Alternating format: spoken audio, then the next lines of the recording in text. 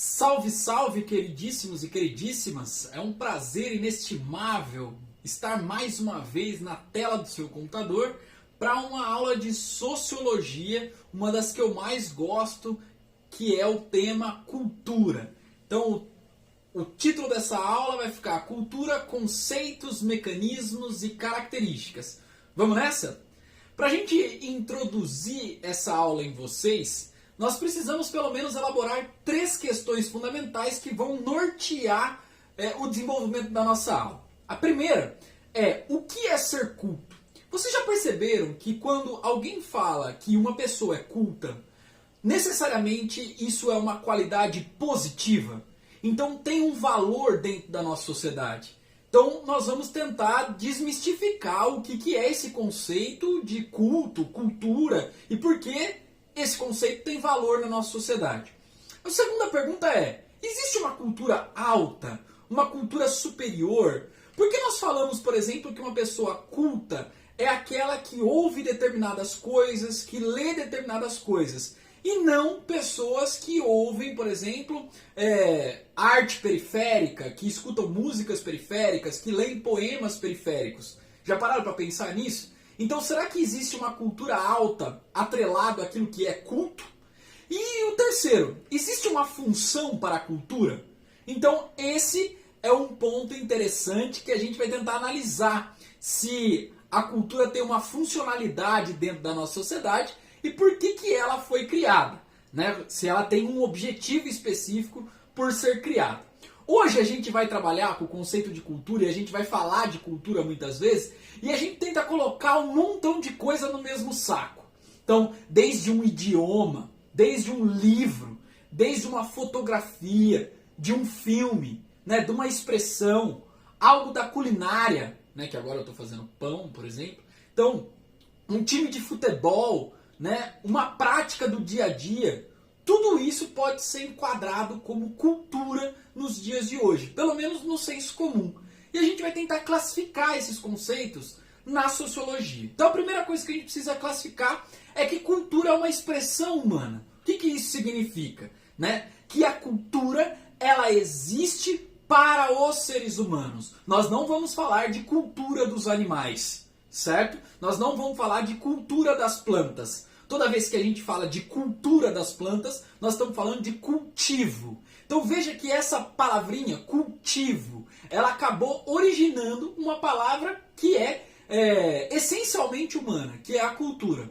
Então é algo que é cultivado dentro dos seres humanos e, consequentemente, a gente utiliza a cultura quando a gente se relaciona com demais humanos, certo? Então ela serve como se fosse um elo de junção entre, né, a minha pessoa e outras pessoas, formando, de certa forma, um padrão. Então veja que interessante. Lembra quando os seres humanos eles surgiram pela primeira vez, né, os primeiros hominídeos surgiram pela primeira vez na África? Né? E esses seres humanos eles foram ocupando todo o território africano em busca de comida, né, buscando superação de problemas climáticos, de problemas sociais. Então, essas superações desses problemas climáticos, sociais, geográficos, né, vão gerar um acúmulo de conhecimento para essas sociedades. E esse acúmulo de conhecimento vão ser transformados em práticas para melhor sobreviver. E essas práticas, então, elas podem ser enquadradas de cultura. Então, veja que interessante. Cada grupo, né, que foi ocupando o território africano e depois todo o mundo, teve uma experiência particular em cima dos seus problemas. Mesmo que esses grupos possam ter problemas semelhantes em lugares geograficamente distantes, né, nós vamos ter também soluções desses problemas de formas diferentes. Por quê? Porque o acúmulo de experiências, o acúmulo de pensamentos, o acúmulo, né, de reflexões sobre a interpretação da vida vai gerar, consequentemente, né, resultados diferentes. Então, todas essas práticas de superação de problemas ou para o melhor sobreviver, a gente chama de cultura. Então, os elementos culturais para a sobrevivência humana são vários. A gente pode classificar a música, a religião, o idioma, símbolos, costume, hábitos, a culinária, um time de futebol. Então uma série de coisas a gente pode encaixar como cultura. Bom, vamos então pensar agora a cultura e o estudo dessa cultura na nossa sociedade. Então você já percebeu que a cultura ela se desenvolve a partir das relações humanas. Então é preciso ter mais de um ser humano para a gente desenvolver a construção cultural. Então, primeira coisa que a gente precisa entender é que nós somos produtores de cultura, ou seja, a cultura é uma criação humana e você que está me ouvindo produz cultura também, mas nós também somos reprodutores de cultura. O que isso significa? Que nós recebemos algo, às vezes, na nossa socialização e, consequentemente, a gente também distribui essa cultura depois. E essa distribuição, ela vai acontecer ao longo de toda a nossa vida. Não acontece só quando a gente é adulto. Não. Quando a gente é criancinha, a gente recebe e repassa. E a gente está criando novos hábitos, criando novas formas de sobrevivência. Bom, então, esse termo, ele é um termo bastante difícil da gente conceitualizar em linhas concretas e cristalizadas, porque nós estamos produzindo cultura e nós estamos inseridos nesse meio de reprodução cultural. Então, a gente pode colocar aí que seria, na verdade, a cultura, um conjunto de produção humana que perpassa todos os aspectos da vida social. Então, todos aqueles exemplos que eu dei no primeiro slide também pode ser esmiuçado como exemplos menores que vão regular a nossa vida também, que vão, organizar a nossa vida, como normas, como valores, como leis, ideologias, ciência. Nós também temos cultura que pode ser classificada como uma produção artística, uma produção intelectual que suplanta na sociedade um pensamento, uma forma de agir, uma forma de encarar a vida. Nós também temos a produção material como algo cultural. Então vocês começam a perceber que nós estamos falando de cultura desde as belas artes até a intelectualidade, para até a produção física de objetos concretos, certo? Inclusive, quando a gente vai estudar, por exemplo, grupos humanos específicos, para tentar entender a cultura desses grupos humanos, então, sei lá, grupos humanos na Amazônia, grupos humanos na Escandinávia, grupos humanos no Alasca, grupos humanos na África, na Oceania, obviamente que são sociólogos interessados em entender como é o funcionamento das práticas culturais dessa sociedade. É claro que esses sociólogos, conforme eles foram desenvolvendo a sua ciência dentro dessas sociedades, eles perceberam que a ciência, essa parte da sociologia, ela precisava se tornar mais específica. Ou seja, precisava de um ramo da sociologia que tivesse um método próprio para entender as características culturais desses grupos. Então, de dentro da sociologia, nós vamos ter aí a criação de uma nova disciplina. Essa disciplina é chamada de antropologia. E aí, quem estuda cultura, nós vamos chamar de antropólogos culturais. Ou seja, aqueles responsáveis por estudar agrupamentos humanos e esses seres humanos dentro desse agrupamento, que tem como característica as suas práticas do dia a dia, que podem ser a produção artística, a produção intelectual e a produção material. Beleza? Então esses antropólogos, muitas vezes, eles vão até essas comunidades e observam essas comunidades como uma forma até de participar dos rituais e participar da produção da vida material e da vida imaterial. E, consequentemente, esses antropólogos vão relatando cada vez mais a forma de vida desses mais variados grupos humanos.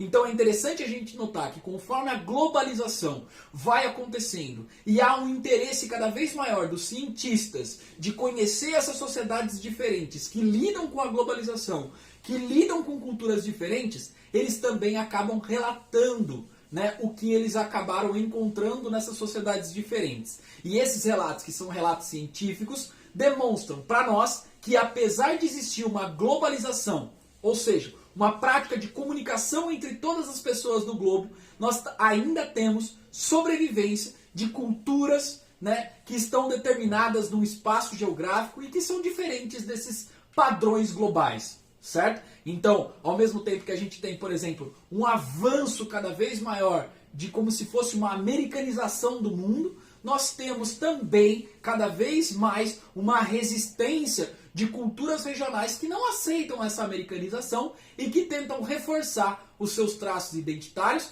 demonstrando esses traços identitários em rituais, em produções artísticas, em produções materiais, em produções intelectuais. Beleza? Bom, quando a gente fala de cultura, nós precisamos necessariamente diferenciar duas formas de produção de cultura, tá? Que seriam as manifestações culturais. Então a primeira forma que a gente tem é a cultura material, que são elementos concretos e físicos, certo? Então é algo que a gente produz e que dá para tocar, dá para pegar, porque ele é concreto e ele é matéria, ele existe como matéria. Então exemplo, obras de arte, prédios históricos, sítios arqueológicos, tá? A produção às vezes de algum artesanato. Então tudo isso é uma produção material cultural, tá? É um objeto cultural, beleza? Material. E nós temos aí a cultura imaterial, você já deve ter percebido. E aí nós temos elementos abstratos. Esse geralmente é o que a gente mais sabe. Por exemplo, técnicas de produção, beleza? Saberes, né? Conhecimentos, pensamentos, festas, mitologia, idioma, religiosidade. Então vocês estão vendo que existe uma gama, né, de culturas imateriais, que são elementos abstratos. Eles não são concretos porque não dá pra gente tocar. Eles não são físicos porque não dá pra gente tocar. Né? Eles existem, mas na subjetividade das pessoas. São elementos simbólicos criados na nossa mente e que faz com que a gente se interrelacione com pessoas que também praticam e que têm essas práticas semelhantes a nós. Beleza? Aí você deve estar perguntando, tá bom, Cláudio, beleza, eu já entendi o que é cultura material e o que é cultura imaterial. Mas como que eu reproduzo essa cultura ou como eu produzo essa cultura? Porque precisa ter um instrumento eficaz para que eu consiga me relacionar com o outro indivíduo e absorver esses aspectos culturais, ou então passar os meus aspectos culturais para ele. Né? E desde quando o ser humano é ser humano, desde quando ele vive em sociedade, vamos dizer assim, né, ele partilha desses aspectos culturais. Então o instrumento necessário para essa partilha é a linguagem, certo? A linguagem é muito importante. A linguagem vai desde a língua falada, beleza? Até, obviamente, expressões corporais, beleza? Então a linguagem, ela pode ser uma série de coisas. A linguagem escrita, nós também temos aí essa escrita como uma prática cultural, tá? Então, a formação da nossa linguagem falada, vamos pensar essa da língua falada, ela se dá a partir de contextos culturais específicos. Já pararam para perceber? Por exemplo, a gente cria palavras específicas para contextos específicos. Um exemplo, por exemplo, é o computador. Nós criamos a palavra computador. E sociedades que não conhecem essa máquina vão desenvolver a palavra computador? Né? Nós também temos, às vezes, muitas palavras que vêm do inglês porque, vamos supor, algum instrumento, alguma tecnologia foi produzida lá no inglês e é trazida para o nosso idioma. Por exemplo, um que eu lembrei agora, Discman, né? O Discman. Então, esse Discman, desculpa, tá, pessoal? É um aparelho que eu usei na minha adolescência, que é um toca-CD, certo? Então, veja, o Discman passou a ser utilizado na nossa linguagem. Por quê? Porque o instrumento foi criado lá eles deram um nome, e quando chegou aqui, o português não tinha um nome para isso. Então, nós absorvemos a palavra de uma língua diferente da nossa para dentro do nosso vocabulário. Então as linguagens, elas são formadas a partir do contexto histórico, político, né, geográfico em que eu vivo. Beleza? Uma coisa que fica clara para a nossa linguagem, por exemplo, que é uma característica específica da nossa linguagem, é o diminutivo. Quando a gente usa a palavra no diminutivo, a gente geralmente quer passar a ideia de carinho. Não necessariamente isso é no inglês, isso é no alemão. Foi uma coisa que a gente desenvolveu a partir das práticas culturais que nós tivemos. Por exemplo, amorzinho, gracinha, amiguinho, né? Tudo isso então faz com que a gente se aproxime da pessoa com que a gente está falando. Então, esse inho, no final, o diminutivo, ele traz uma característica que só a língua portuguesa tem. Já pensou na palavra saudade? Saudade, pessoal, é uma palavra tipicamente da expressão portuguesa, do contexto histórico português. Essa palavra, ela não tem uma palavra bem traduzida em outros idiomas. Por exemplo, no inglês, miss you, né? Então, ou seja, não tem a palavra saudade mesmo, que é um sentimento abstrato que a gente sente, que é o que eu estou sentindo por vocês, tá? Bom, então, a linguagem é a única forma que a gente tem, é o instrumento necessário que a gente tem para passar a nossa cultura e, consequentemente, criar a sociabilidade. Então, sem a linguagem, não é possível obter a sociabilidade, não é possível obter, né, essa passagem da cultura em nós. Falando da cultura em nós, vamos para esse tópico, né? Você deve estar passando, tá? Então eu sou um produtor e um reprodutor de cultura como se eu fosse um robozinho, né? Eu absorvo cultura, repasso cultura. Eu absorvo cultura, repasso cultura. Não, né? Porque você já deve ter visto que você é diferente do seu colega. Ou você é diferente daquele seu rival, que você não quer ver ele nem pintado de ouro, certo? Você percebe na sociabilidade que as pessoas são diferentes. Então nós não só produzimos e reproduzimos cultura, certo? A gente também tem a nossa individualidade. Então a gente forma a nossa individualidade a partir de características específicas que foram desenvolvidas na nossa sociedade, certo? Então às vezes eu sou mais falante, eu sou mais quietinho, são duas características que tem na nossa sociedade, né? Às vezes eu falo mais com a mão, mais gestual, né? Porque obviamente eu tive essa influência na minha sociabilidade. Às vezes eu sou mais centrado, não me expresso tanto corporalmente. Então, a cultura, junto com, né, o arranjo que eu faço dentro de mim dela, traz a minha individualidade. Então é como se eu fosse um indivíduo que decodificasse vários aspectos culturais na nossa sociedade, absorvesse os aspectos culturais que eu acho que são necessários, né? Isso pode se dar de forma consciente ou de forma inconsciente, e isso forma, tchanã, a minha personalidade. Beleza? Então, consequentemente, o que a gente tem aí é, né, a cultura influenciando, obviamente, as suas individualidades. Você pode ter percebido também, né, que determinadas culturas parecem ter um padrão específico de individualidade, inclusive, que acaba influenciando na individualidade das pessoas. Por exemplo, os japoneses, mais centrados, mais quietos, com menos expressões corporais. Já os italianos, fala alto pra caramba, gesticula, né, tem várias palavras para demonstrar sentimentos. Então vocês estão vendo que a partir de alguns grupos sociais, eles desenvolvem também influências culturais que vão decidir no processo de individualidade dos seres, certo? E aí o que acontece? Algumas comunidades, elas podem inclusive, né? Algumas comunidades, elas podem inclusive, né? Achar que a sua forma de interpretar a realidade, de ter prática do dia a dia, é a melhor forma para a sobrevivência. Quando, né, essas comunidades fazem isso, elas estão colocando a sua prática cultural como central e as outras como periférica. É o que a gente chama de etnocentrismo. O estranhamento cultural, pessoal, todo mundo tem. Quando a gente vai para um país diferente, né, quando a gente vai para uma cultura diferente, a gente estranha mesmo.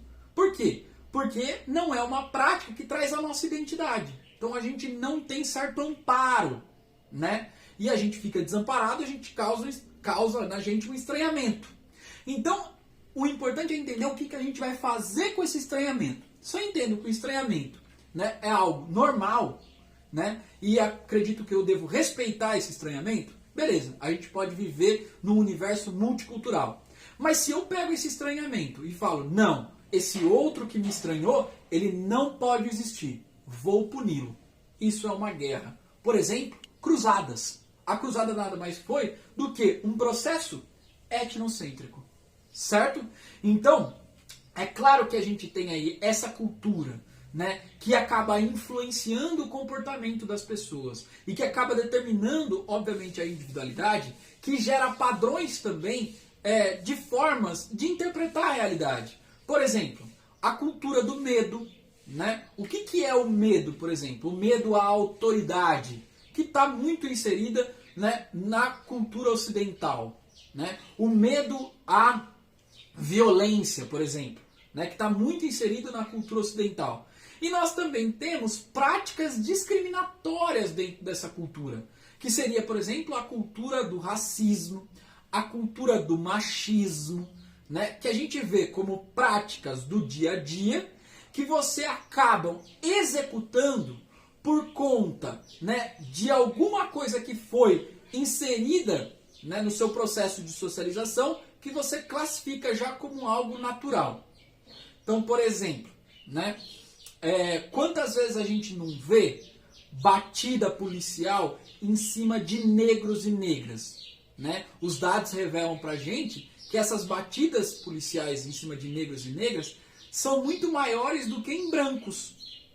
Então veja, isso já demonstra certo racismo estrutural, a cultura do racismo, porque quando você faz uma batida em alguém policial, você necessariamente está classificando aquela pessoa que você está fazendo a batida como um possível criminoso, como alguém que está fazendo alguma coisa de errado, certo?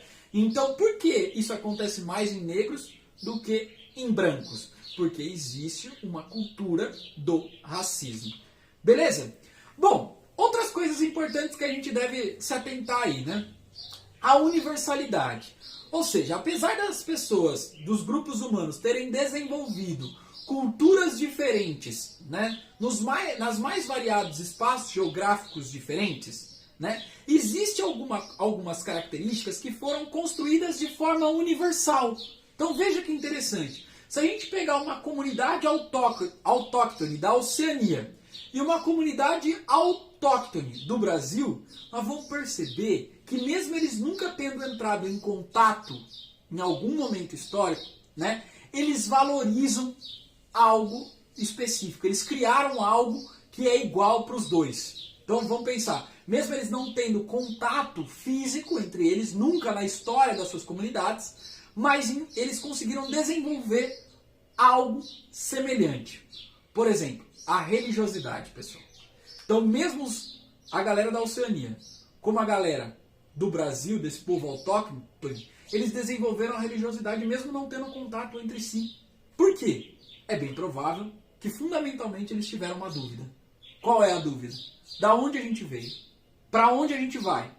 Quem criou isso aqui? E na ausência de mecanismos materiais para explicar isso, eles criaram mecanismos sobrenaturais. A religiosidade. Tá? Outra coisa, eles criaram cerimônias. Então, cerimônias nós temos em todas as sociedades, né, que são os rituais. Instrumentos musicais, né, ferramentas, culinária e um montão de coisas específicas. Então, nós temos aí aspectos que são conceitos universais. E aí, então, alguns antropólogos culturais desenvolveram alguns conceitos para a gente estudar essas sociedades, que são diferentes, mas que podem ter essas coisas semelhantes. Por exemplo, traço cultural. O que é um traço cultural? É algo pontual de uma cultura, certo? Então é algo específico de uma cultura, beleza? Né? Então, por exemplo, o hashi. Hashi é um traço cultural da cultura oriental, beleza? O complexo cultural é a junção de todos esses traços culturais que daí dá forma a uma cultura complexa, a cultura como um todo.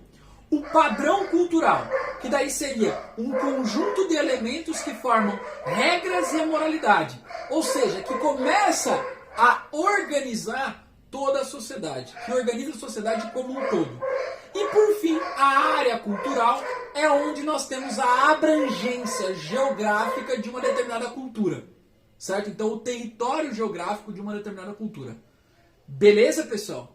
Conseguiram entender isso? Então, traços culturais, complexo cultural, padrão cultural e área cultural.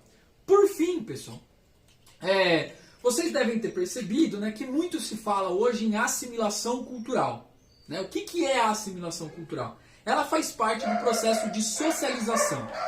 Ou seja, quando a gente fala em assimilação, nós estamos falando em indivíduos que se apropriam de cultura. O que isso significa? Que o indivíduo pega algo que não era dele, tá? Passa a absorver para ele e, consequentemente, utiliza aquilo, aquela prática cultural, como um mecanismo da sua sobrevivência. Beleza? Então, seria um aprendizado para sobreviver em grupo. Então, o que acontece muitas vezes é alguém de fora da nossa cultura vem para o Brasil e ele precisa assimilar, incorporar traços culturais brasileiros para sobreviver. O idioma português é um desses. Beleza? Deu para entender?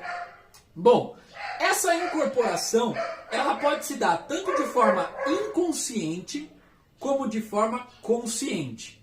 Então, inconsciente, através da mídia, através da propaganda, que demonstra formas de vivência pra gente. Né? E a gente acaba incorporando como se fosse uma realidade minha também. O cinema, a televisão, né? Os jornais. E nós também temos formas conscientes, que é quando o seu pai, a sua mãe, te ensina determinados comportamentos e você absorve de forma consciente isso. Beleza? Então, nós temos aí a assimilação cultural de forma inconsciente, onde a gente não tem muitas responsabilidades racionais para com isso, e outras formas que a gente chama de consciente, que a gente tem responsabilidade racional, que a gente para, reflete e vê se aquilo é importante ou não para a nossa formação. Beleza? E aí é interessante notar que nós somos, né, essas pessoas que absorvem muita cultura, nós absorvemos cultura na nossa vida toda, desde o nosso nascimento até a nossa morte, né? Só que a gente absorve uma cultura que ela não foi formada a partir apenas da nossa existência. Né? Já existia cultura, já existia conhecimento antes de nós. E graças a esse conhecimento acumulado antes de nós, que nos diferencia dos demais animais. Né? Então esse acúmulo de conhecimento, né, me faz ter um repertório cultural, um repertório de conhecimento de uma sociedade e o meu conhecimento também, que possibilita que eu desenvolva aspectos para minha sobrevivência e que garanta melhores condições de sobrevivência muitas vezes. Então, por exemplo, a ciência só se desenvolveu por conta de um acúmulo de experiência anterior. Né?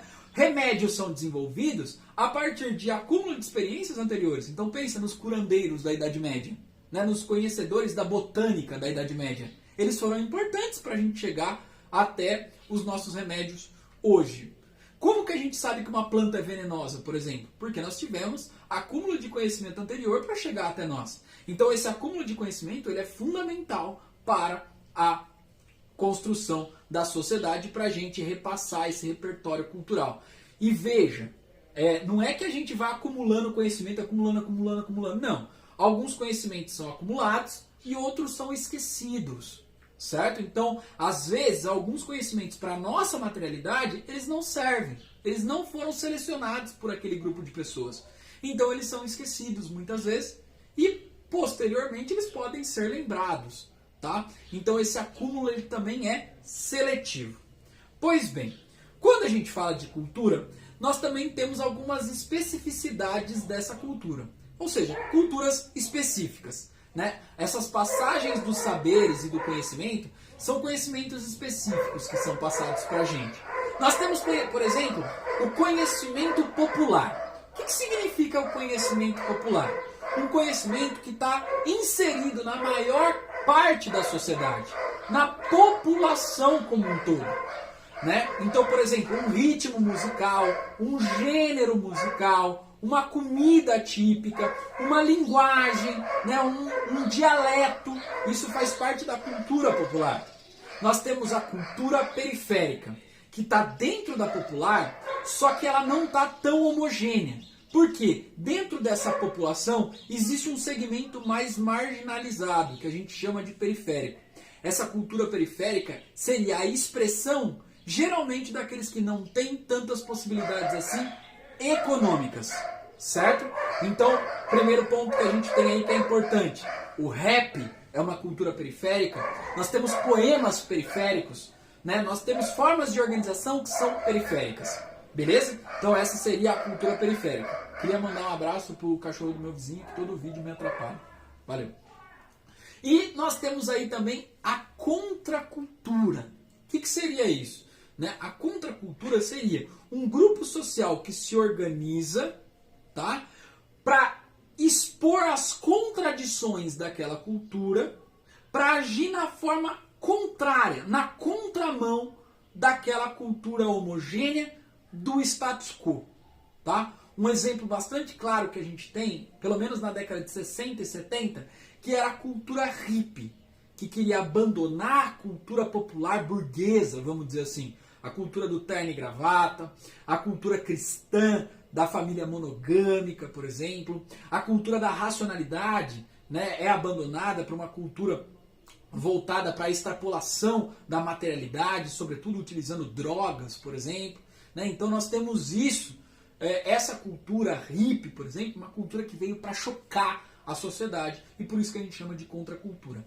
E a cultura erudita, que seria uma cultura que é mais valorizada, que pertence geralmente à classe dominante.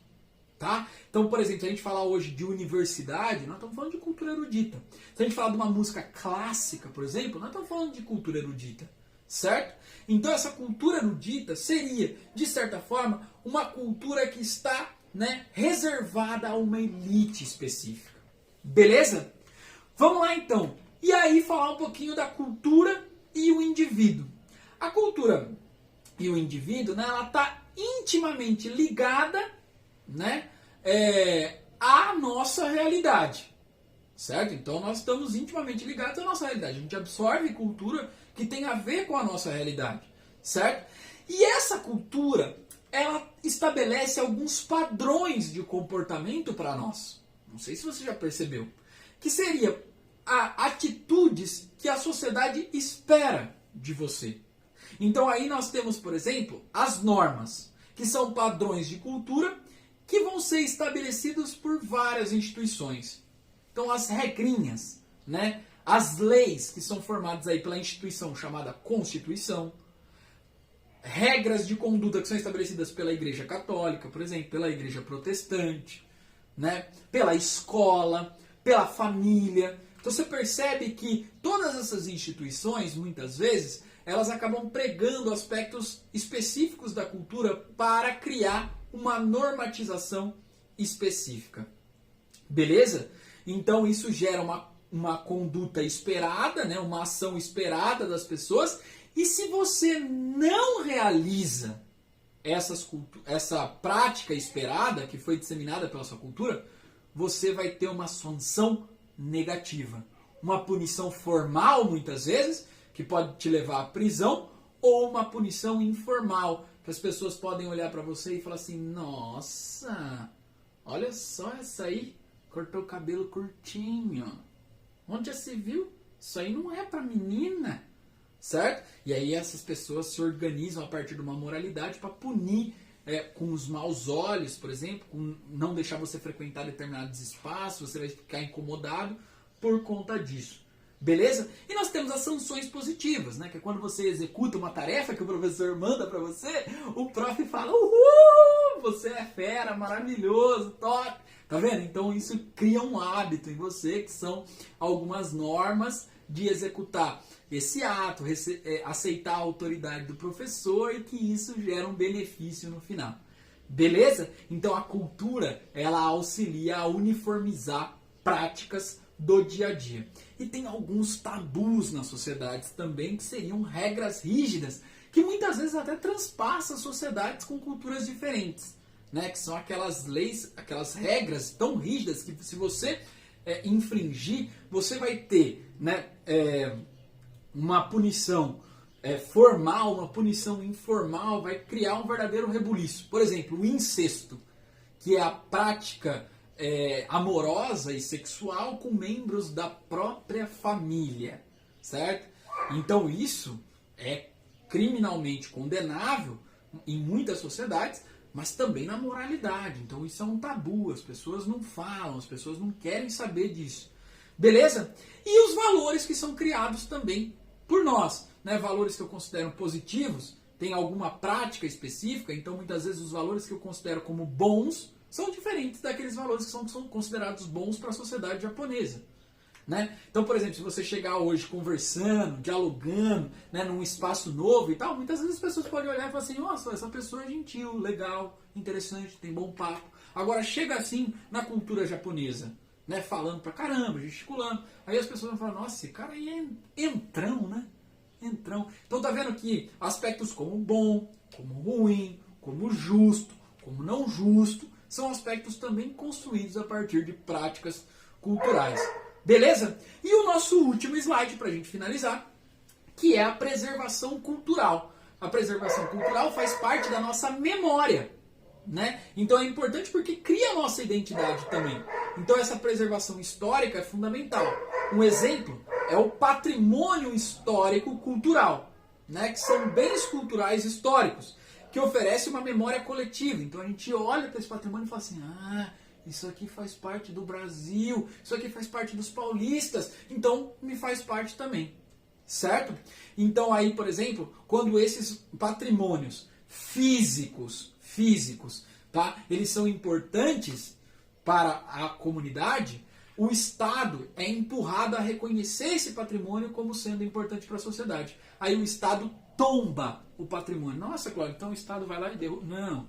O tombamento é uma prática do Estado, tá, para evitar que as pessoas destruam aquele patrimônio ou que reformem o patrimônio sem autorização do Estado. Então o Estado passa a ser o órgão fiscalizador daquele monumento, porque aquele monumento faz parte de um todo coletivo. Aqui no Brasil nós temos um instituto que faz isso. É o Instituto de Patrimônio Histórico e Artístico Nacional, chamado IPHAN, certo? Então o IPHAN é o responsável por tentar organizar todo o patrimônio histórico e artístico do Brasil para que seja preservada a memória desses brasileiros. E nós temos também a preservação da cultura imaterial. Fala, Cláudio, mas como que eu preservo a ideia disso? Né? Primeiro o Estado reconhecendo também. E depois você pode transcrever isso e guardar. Por exemplo, a prática da feitura do queijo mineiro, do pão de queijo, a roda de capoeira, o frevo, o cordel. Então nós temos aí várias formas também que são reconhecidas como cultura material e imaterial que devem ser preservadas. Beleza, meus queridos? Um forte abraço para todos vocês. O cachorro da vizinha aqui está dando um abraço também para vocês. E fica aqui o meu amor por todos vocês também. Não se esqueça de inscrever no canal. Um abraço!